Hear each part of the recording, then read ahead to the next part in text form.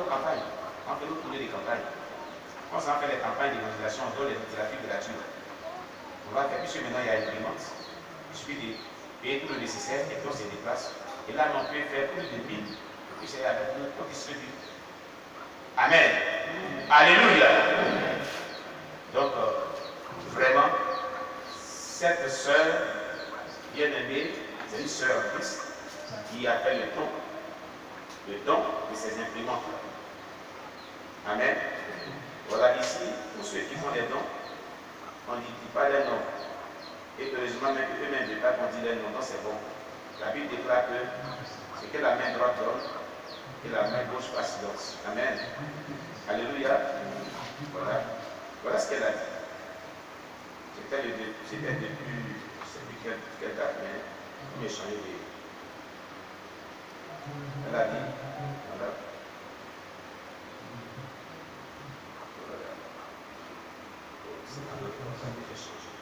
Elle a dit comme ça que,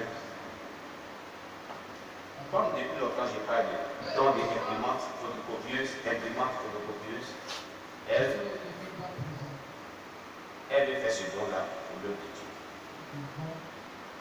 Mais de faire tout le débit et tout le nécessaire, et tout le matériel pour les imprimer, pour l'imprimante et tous ces accessoires.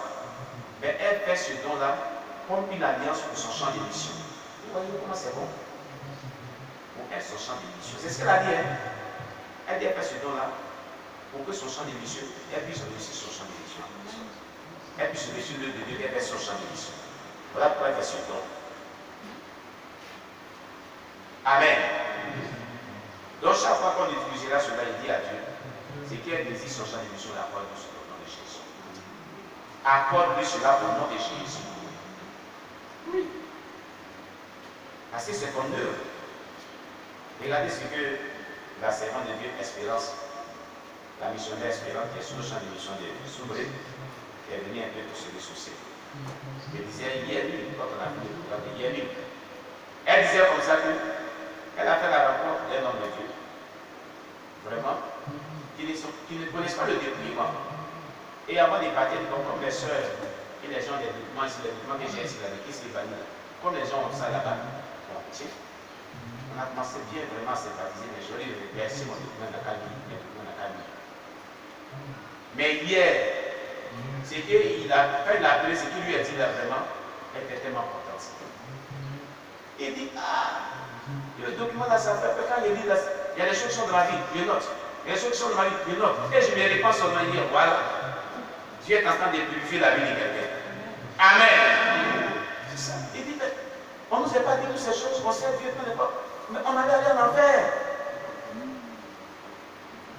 Des choses qu'on néglige, Dieu il prend cela en compte.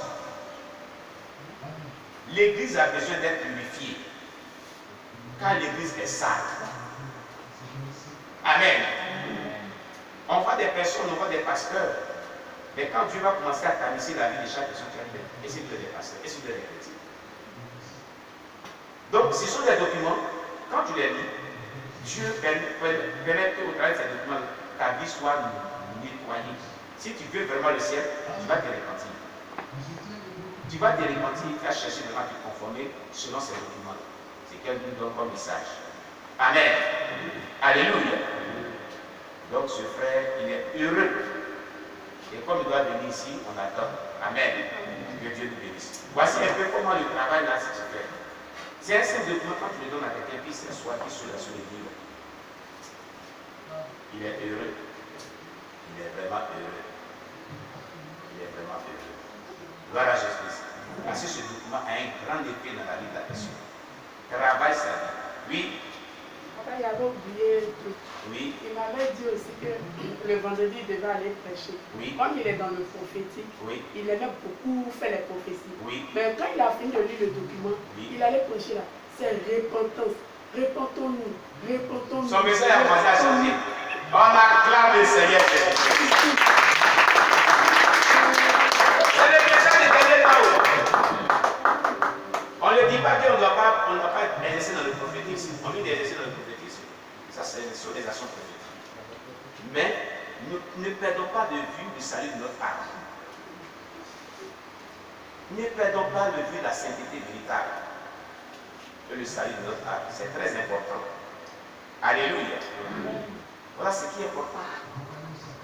Tu auras fini de prophétiser, tu auras fini de guérir les malades, mais si tu vis ta vie en enfer, qu'est-ce que cela va te servir?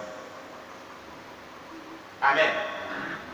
C'est pour ça que Jésus a dit dans le livre de Matthieu, chapitre 7, verset 21 à 23, plusieurs diront en ce jour, Seigneur, n'avons pas prophétisé à ton nom, n'avons pas chassé les démons à ton nom, n'avons pas guéri les malades, n'avons pas opéré des miracles à ton nom. Il leur dira ouvertement, je ne vous ai jamais connu, vous commettez l'iniquité. Parce que tu peux commettre l'iniquité et prophétiser. Tu peux connaître l'iniquité, puis Dieu peut te juger puissamment.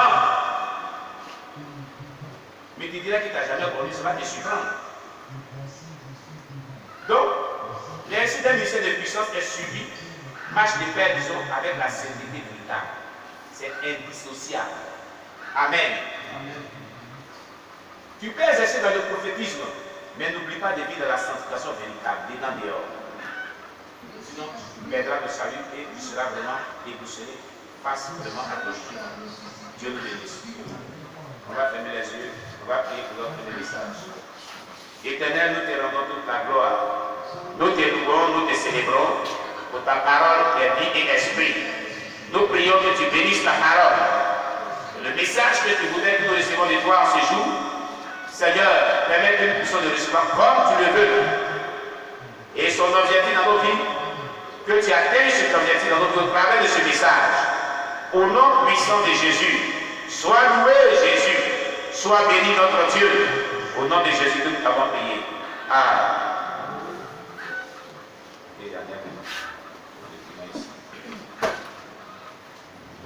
La suite de notre message sur le tabernacle est le message prophétique qu'il traite.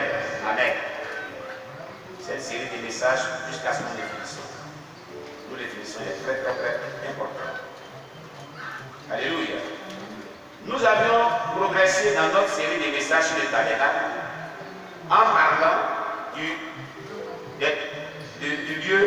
premier lieu du tabernacle qui est le paradis et tous les éléments du paradis. Amen. Nous avons progressé avec le deuxième lieu du tabernacle qui était le lieu saint dont nous avons parlé et depuis le dimanche passé, on avait vraiment touché certains éléments très importants. Nous avons finalisé avec vraiment avec l'élément qu'on appelait l'autel du parfum. Amen. Maintenant, nous allons passer à la troisième partie du tabernacle qui est le lieu très saint. Le lieu très saint. Amen. Dans le lieu très saint, qui est une image surnaturelle de la présence de Dieu, se trouve l'arche de l'alliance. Exode chapitre 25, verset 10 à 22. On va lire dans Exode chapitre 25, verset 10 à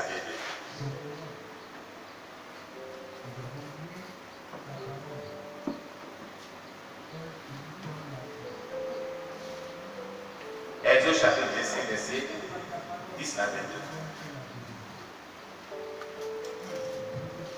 22. Exode chapitre 25, verset 10 à 22. Ils feront une hache de bois d'acacia. Sa longueur sera de 2 coudées et demi, sa largeur d'une coudée et demie, et sa hauteur d'une coudée et demie. Tu la couvriras d'or pur. Tu la couvriras en dedans et en dehors, et tu y feras une bordure d'or tout autour. Tu fondras pour elle 4 anneaux d'or, et tu les mettras à ses 4 coins, 2 anneaux d'un côté et 2 anneaux de l'autre côté. Tu feras des barres de bois d'acacia et tu les couvriras d'or. Tu passeras les barres dans les anneaux sur les côtés de l'arche pour qu'elles servent à porter l'arche. Les barres resteront dans les anneaux de l'arche et n'en sortiront point et n'en seront point retirées. Tu mettras le témoignage que je te donnerai. Tu feras un propitiatoire d'or pur. Sa longueur sera de 2 coudées et demi, et sa largeur d'une coudée et demi. Tu feras 2 chérubins d'or. Tu les feras d'or battu aux 2 extrémités du propitiatoire. Faites un chérubin à l'une des extrémités et un chérubin à l'autre extrémité. Vous ferez les chérubins sortant du propitiatoire à ces deux extrémités. Les chérubins étendront leurs ailes par-dessus, couvrant de leurs ailes le propitiatoire. Et se faisant face l'un à l'autre, les chérubins auront la face tournée vers le propitiatoire. Tu mettras le propitiatoire sur l'arche et tu mettras dans l'arche le témoignage que je te donnerai. C'est là que je me rencontrerai avec toi du haut du propitiatoire entre les deux chérubins placés sur l'arche du témoignage. Je te donnerai tous mes ordres pour les enfants d'Israël. Amen. Amen. L'arche symbolique, l'arche qui est vraiment dans le lieu très saint, est le premier élément dont on va parler.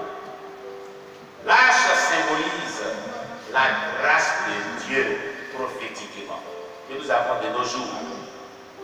Amen. L'arche de l'alliance qui est écrit dans le livre d'Exode, chapitre 22, chapitre 25, verset 10 à 22, qu'on vient de lire. L'arche de l'alliance symbolise la grâce de Dieu. Amen. 2 Corinthiens chapitre 12, verset 15. 2 Corinthiens chapitre 12, verset 15.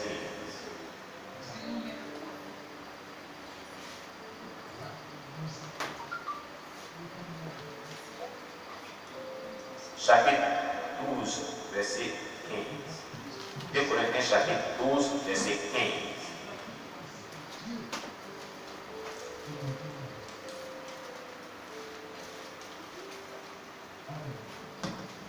2 Corinthiens chapitre 12, le verset 15. Oui.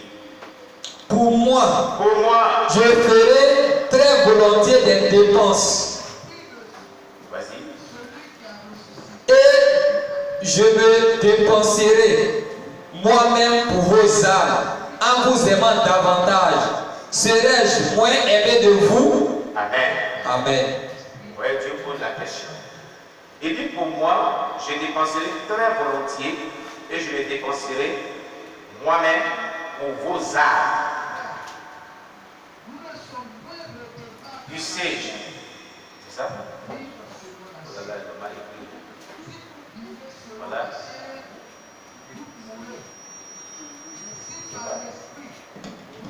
Pour moi, je ferai très volontiers des dépenses et je me dépenserai moi-même pour vos âmes. Ah, ici sans frontière. C'est dépenserai, je dis du siège. Amen. En vous aimant davantage, être moins aimé de vous. Amen. Amen. Alors, Dieu nous parle ici de sa grâce qui nous est faite. En se donnant lui-même pour nous. Amen. Il dit pour moi, je dépenserai très volontiers et je me dépenserai moi-même pour vos âmes. Il fait tout pour que nos âmes soient sauvées, nos âmes soient dans la joie, nos âmes soient heureux. Il se dépense lui-même. Amen. Que veut dire se dépenser soi-même? Nous allons voir cela dans la Bible française courante. Amen. Pour mieux comprendre ce que Dieu est en train de nous dire ici dans 2 Corinthiens 12, verset 15. Amen. Il faut qu'on sache réellement ce qu'il veut dire par là. 2 Corinthiens chapitre 12, verset 15, dans la version française courante de la Bible. Amen.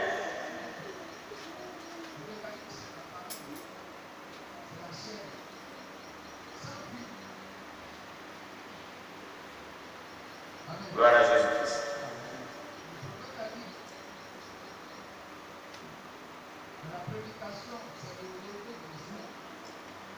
Il est dit dans le livre de 2 Corinthiens chapitre 12, verset 15, version française courante, quant à moi, je serai